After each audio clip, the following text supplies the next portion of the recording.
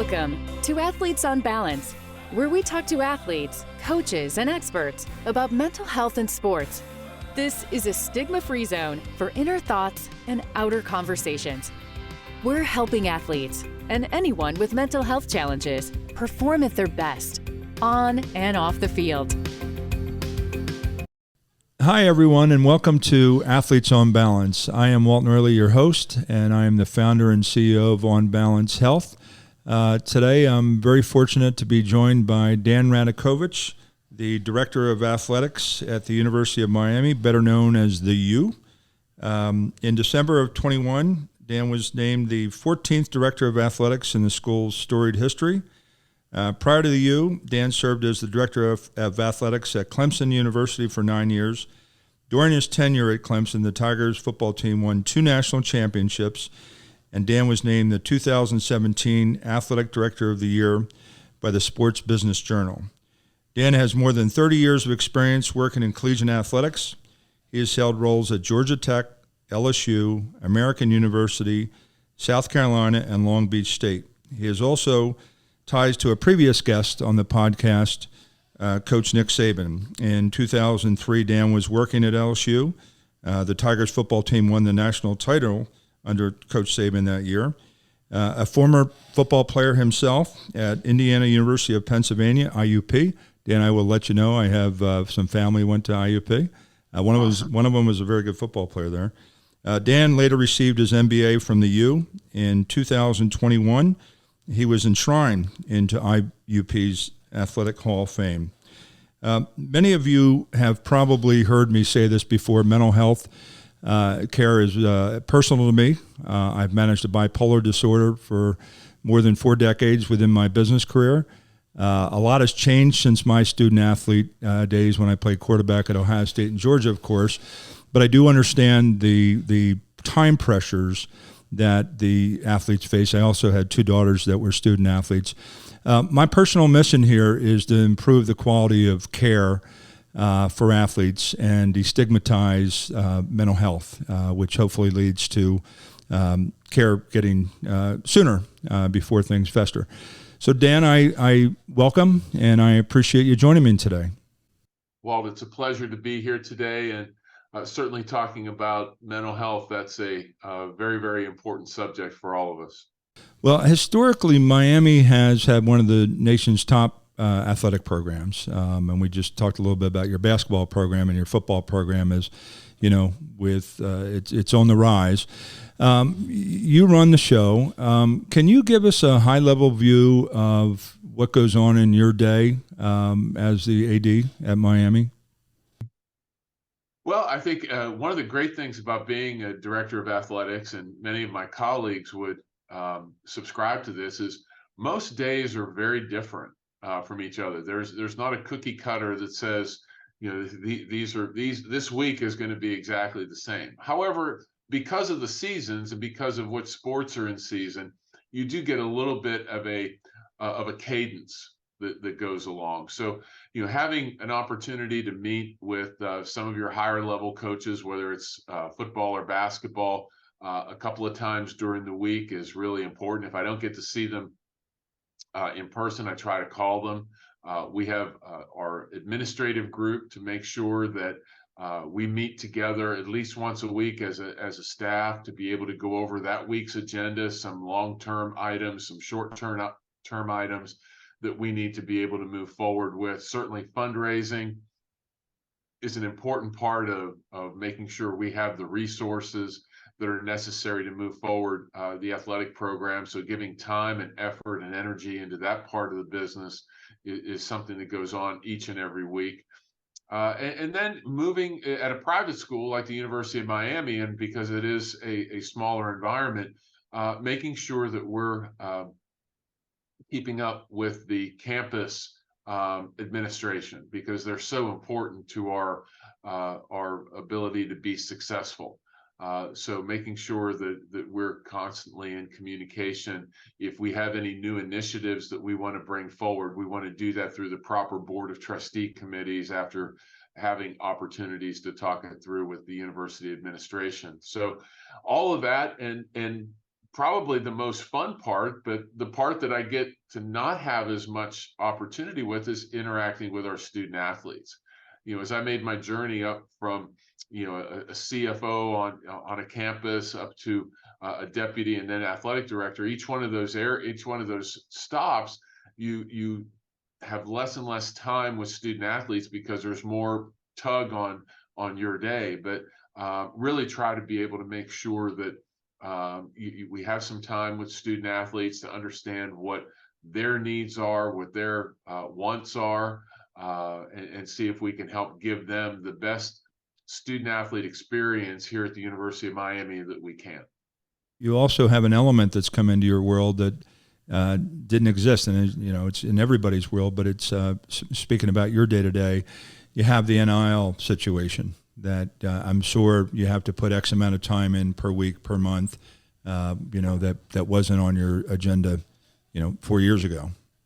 Well, for sure. NIL, for all of the negativity that maybe it gets, is tremendous from the standpoint of student athletes. They can be as active in the NIL marketplace as they desire. I know a lot of student athletes weren't and haven't been that involved in it because they say, you know what, my day is tied up in either preparing for my athletic journey and doing the best that I can do there and preparing myself physically and mentally there.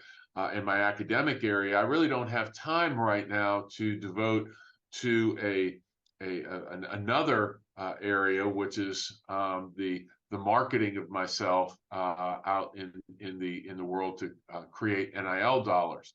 But some student athletes can do that seamlessly. We had the Cavender twins on our campus in women's basketball, and two incredibly wonderful young women, great family, just really went out there and did some phenomenal stuff, and were incredibly well rewarded from an NIL perspective for the work that they've done. So it's really up to each individual student athlete as to how they think they can parse their day, parse their week to be able to be involved in NIL while still being a student athlete.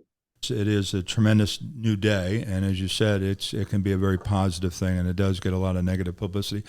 Within that, though, you have the evolution of what we just spoke about with the NIL. I'm curious for your opinion on the other dynamic that has been creeping into collegiate athletics. The pandemic, accelerated things, but you're seeing more and more athletes that are dealing with a mental health crisis. And those are, the crisis is not my terms. I mean, it's pretty well established. What are you doing at Miami to prioritize the mental health of that athlete? Well, we have very recently, within the last year, tripled the number of mental health professionals that we have on our campus. Wow. And we have also taken the opportunity.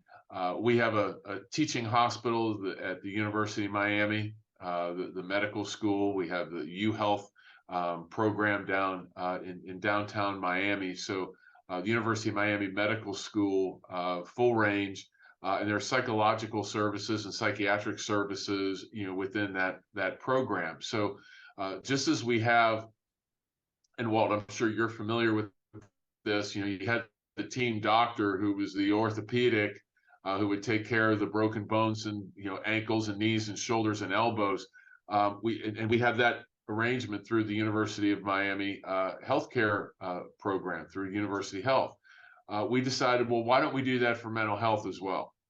So we went over to the university and the medical school, and we talked to the folks there, and they thought it was a wonderful idea. So not only have we tripled the number of on the boots on the ground people here on campus, but we've also created an arrangement with our U-Health system for psychological, psychiatric services and performance services for our student athletes. So you've developed a program with those resources that are dedicated specifically to the student athletes, as opposed to the university students as well, non-athletes. So it's a dedicated resource for the student athlete. We have it because what we found was the university has on our campus here, there's probably 10,000 undergrads, who are in need of those services. Right. And, our student athletes have a very specific type of need, whether it's, just true mental health needs or performance needs. Those are very different than the number of maybe the mental health needs of the general student population. So we wanted to make sure that we were doing the things that were most important to our student athletes. So we were able to move that away and create our own little network there, healthcare network from a mental health perspective. The combination of clinicians and sports psychologists. Yeah. Yes. Yeah. So you've held positions at 7 different schools over the last approximately 30 years. Speaking on this subject, can you walk us through the shift that's happened with the ecosystem of the student athlete, the coaches, and the administrative group? Is there more conversation about it? I mean, is this subject matter something that is topical weekly, monthly, by the semester? I mean, how much interaction is there within that ecosystem group? Well, we'll start back at the beginning. A lot of the in the 90s, a lot of the mental health was strictly looked at from a performance perspective. You looked at it from some of the great golf folks who were, getting into golfers' ears and talking through how you could become a better golfer and focus. And of course, that hit baseball right away because of the opportunity to, focus in and be able to hit a baseball or play baseball. So that was a focus there. But then you got into the early 2000s and even the 2010s, and it just continued to grow.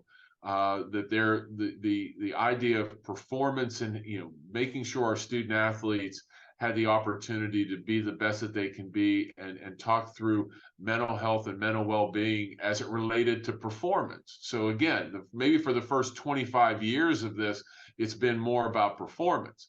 But I think since the pandemic, and maybe even slightly before the pandemic, you got into a lot more of the mental health issues for student athletes. I mean, we had a number of tragedies as it related to suicides with student athletes.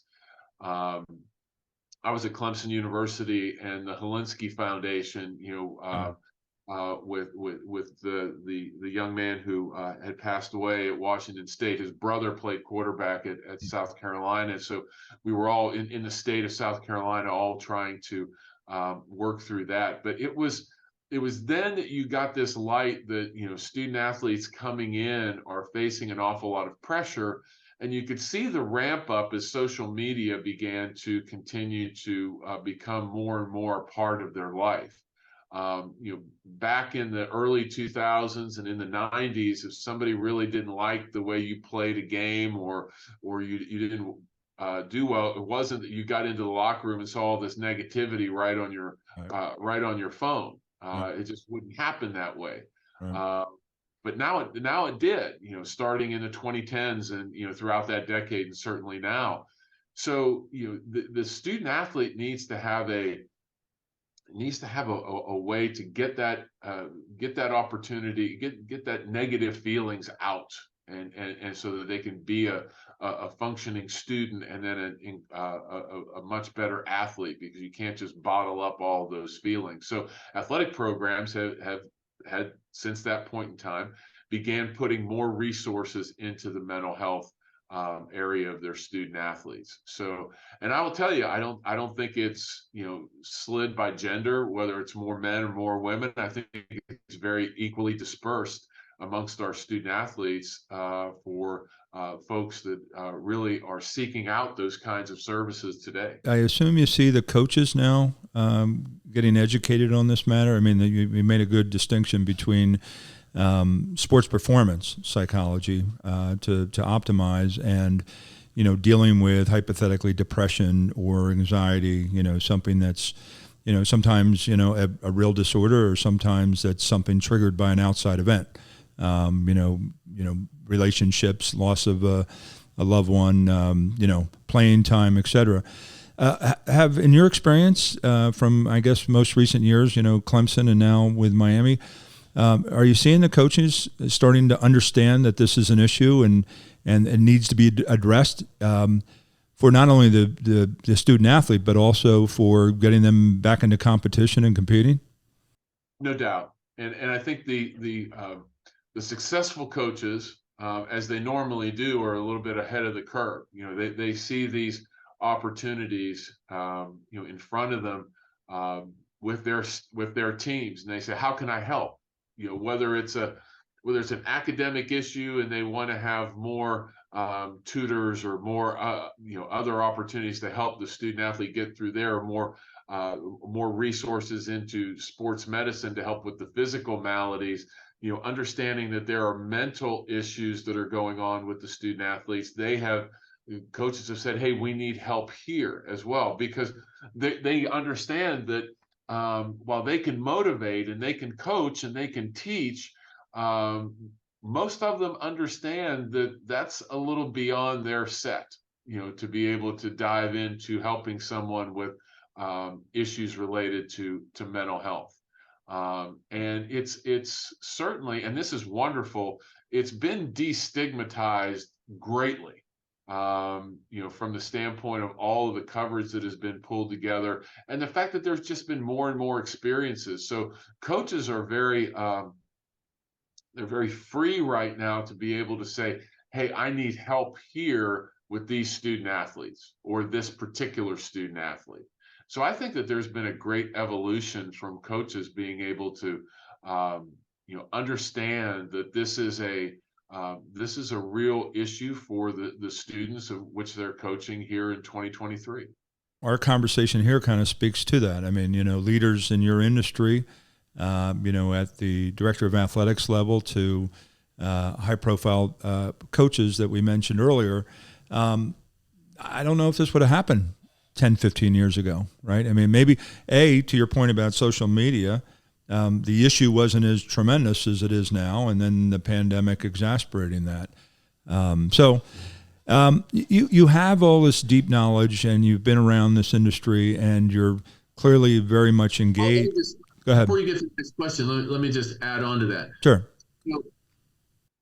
Most coaches are family people on their own, in some type of a circumstance. If they have children, they're watching their children grow up and their children's friends, and they're seeing that outside their work environment.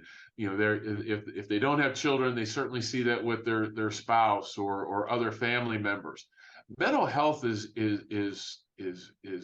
happening all around them. And coaches are very perceptive individuals, saying, "Okay, if that's happening here, or if it's happening to my boys or my daughter's friends, it's highly likely that as they move up into college, Right. that they're going to have these same sorts of issues. So how am I doing this? Because I'm coaching their peers." Right. And so I think they see that, and it's become real to them outside of the coaching that they have to do, and the teams that they have. So this is from golf teams to football teams, from tennis teams to rowing teams. I mean, you have all different sizes, and they all have these issues. And the coaches are looking around saying, "Wow, this is not just happening on my team; it's happening in the world around me. So I need to pay attention to this." I'm sorry I went down that path. No, I think that's a great point. I think it's a great point. It might have something to do with the business I'm in right now, but um, there's very few people that I know now that haven't had some touch point. Whether it's a friend, a spouse, a child, an uncle, a brother or sister. It just seems to be.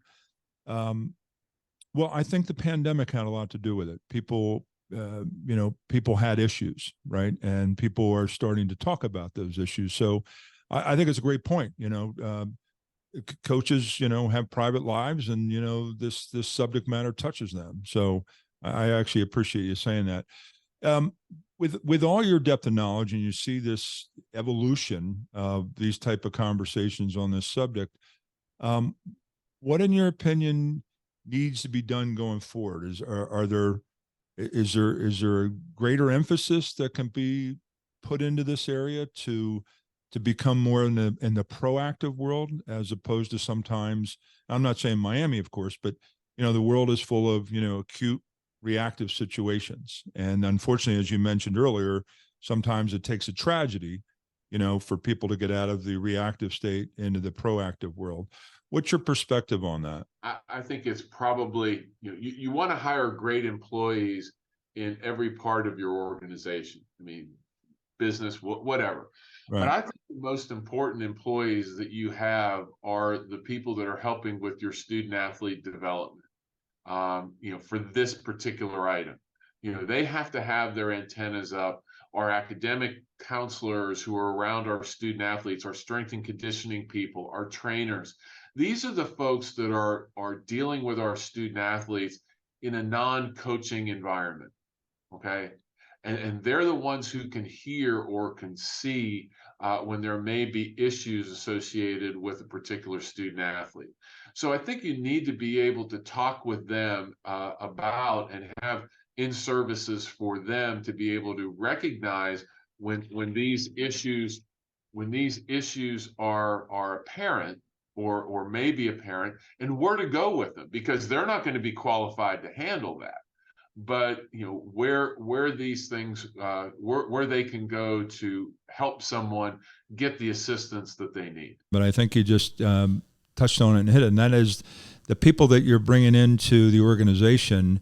Probably, I guess I just heard at any level, but certainly that the people that are part of taking care of the athlete, and that is the development process, and part of that includes the behavioral development of that younger person.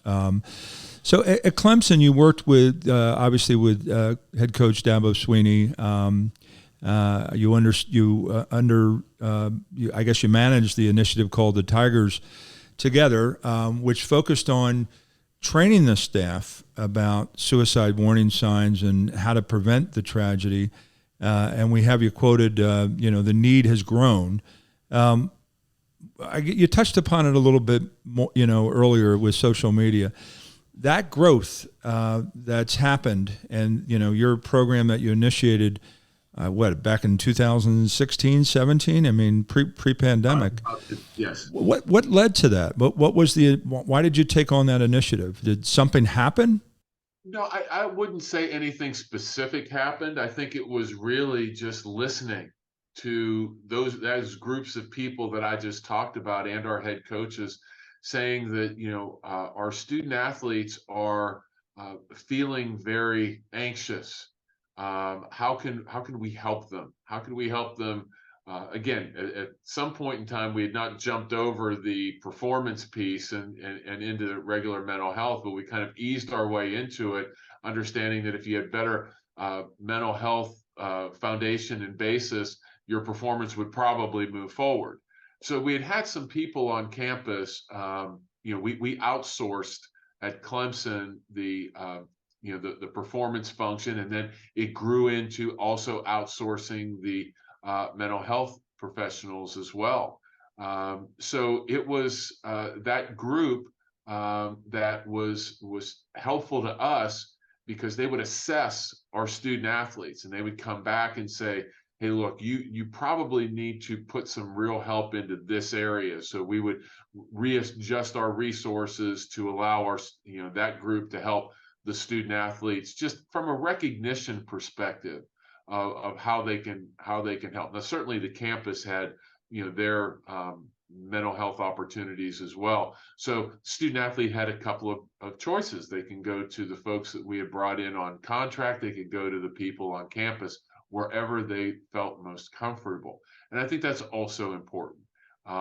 One size doesn't fit all. I've learned this all along the way. One size from a mental health perspective doesn't fit all. So you can't just say, okay, this person is our team psychologist, and if you need help, go see him or her. Doesn't work, because coaches think differently. So I've long looked at being able to have a little bit of a smorgasbord of folks to be able to allow our student athletes or coaches to to get the right professional to help their philosophies and their teams. With all that background, and it's it's many years, and you certainly understand the issue, and problem solution, solution. What would be your advice to other athletic directors out there that are just starting to understand that this is an issue that needs to be addressed, and how they go about it? Is it a combination of people and education? I mean, what would your advice be to them?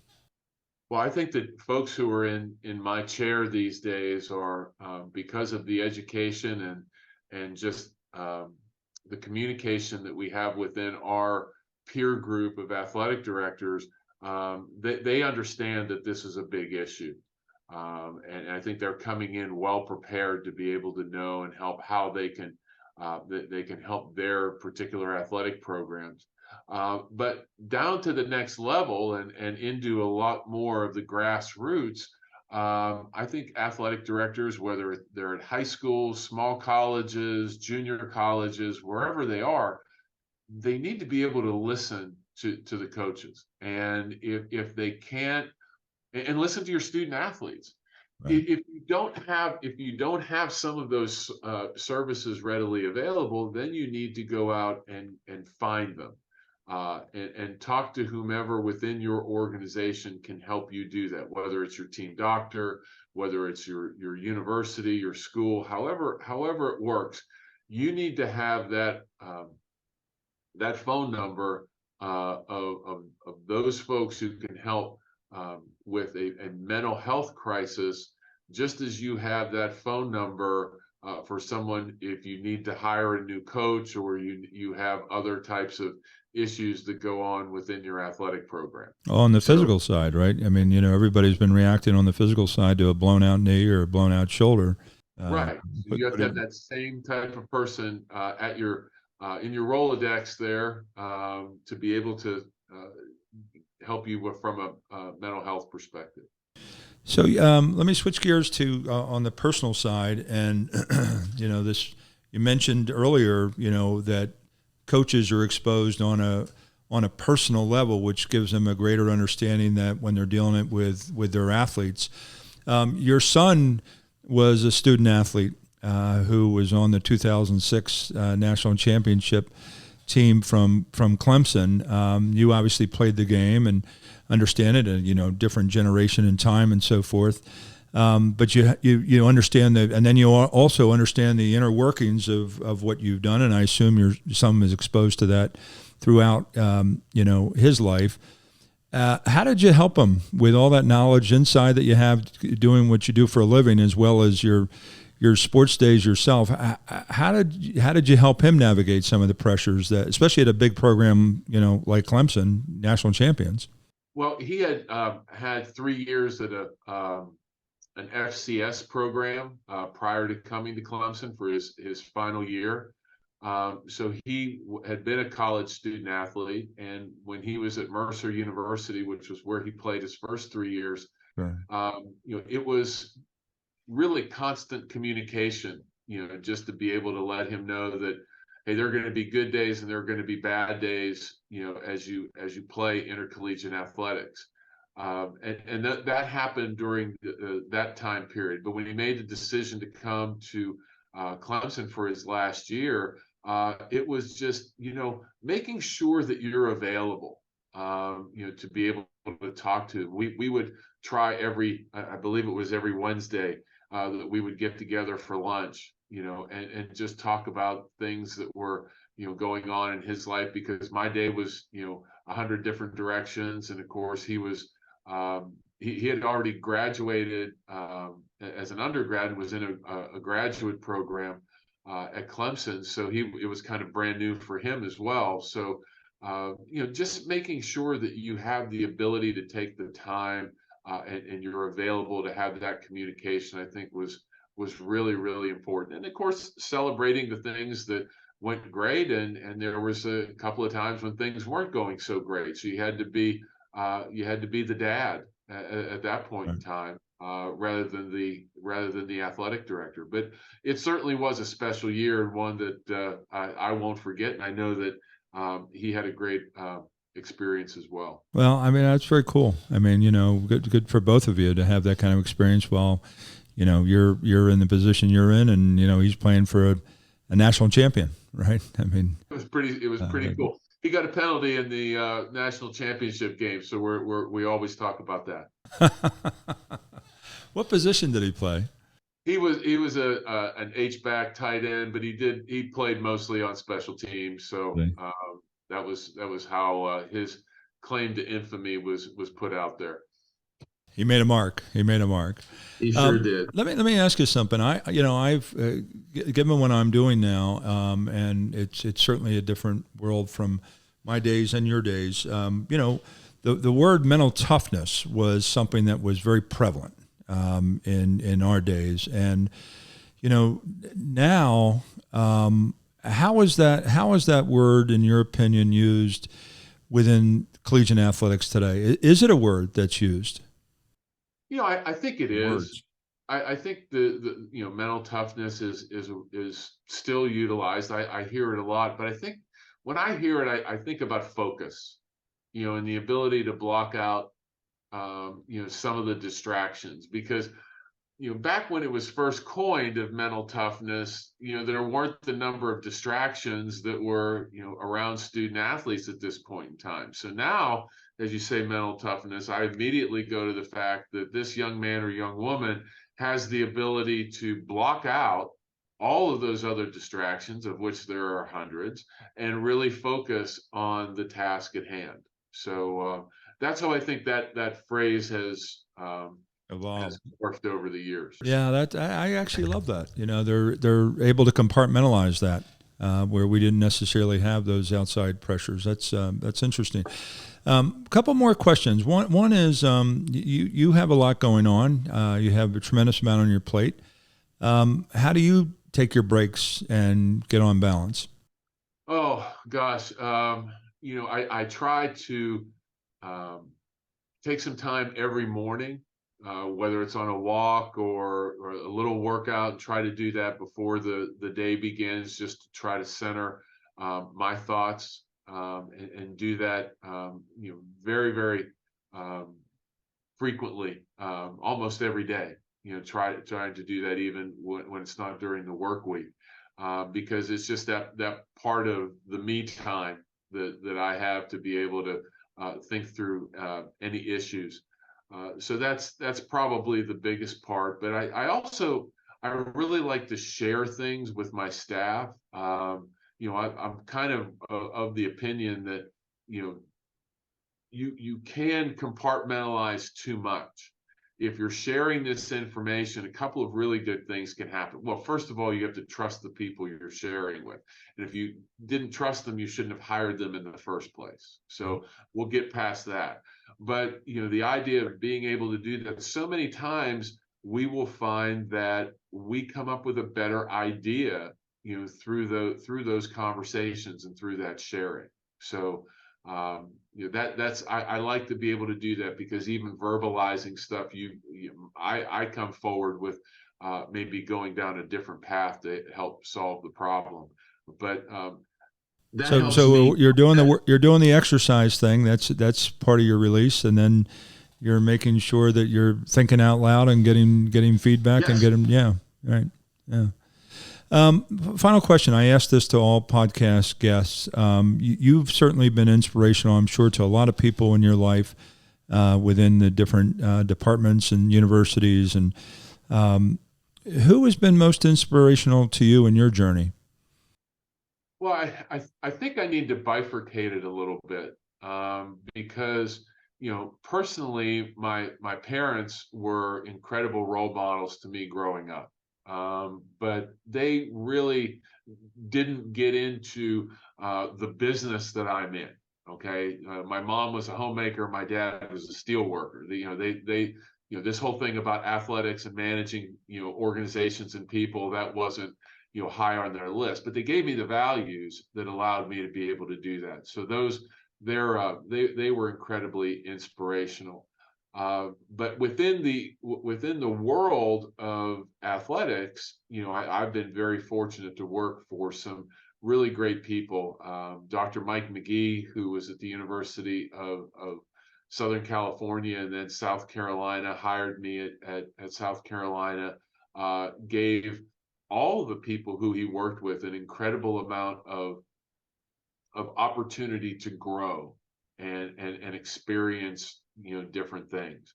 So for that, and education was very important to Mike. The people around his table continue to be life learners in whatever their chosen field was. So that was really important. And then I had the great good fortune at LSU to work with Skip Bertman, who was the athletic director there. He had been the longtime baseball coach and was, uber successful in that. And his ability to understand how to make the customer feel good and make people, from a philanthropic perspective to a ticket buying perspective, making sure that your product is something that people want to consume. And so Mike and Skip were just, incredible inspirations as it relates to the business side of what I've been able to work on the last 30 years. Different styles and different talents that you get exposed to. Yeah, well, that's tremendous. And then nothing like having great parents with strong values that you take through the rest of your life. Well, Dan, I'm very grateful for you joining me. I've learned you're a legend in this business, and congratulations for all the great work you've done. And, thank you for coming out and talking about this important subject in college athletics. So thank you. Well, Walt, thank you. And thank your whole staff. It's been a pleasure. This is an important subject, and anywhere down the road that myself or the University of Miami can assist in the growth and just having this information out and about, we want to be able to do so because it's very, very important. So thank you for having me. Well, thank you.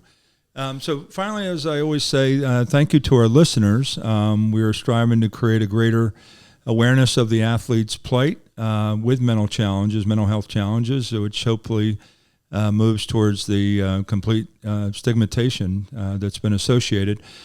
Be well, everybody. I'm Walt Norley, and this is Athletes on Balance. Thank you for joining us for this episode of Athletes on Balance. If you enjoyed what you heard today, please follow us on your preferred podcast app to catch our next episode. Join our community by sharing with an athlete, mental health care provider, or coach in your circle.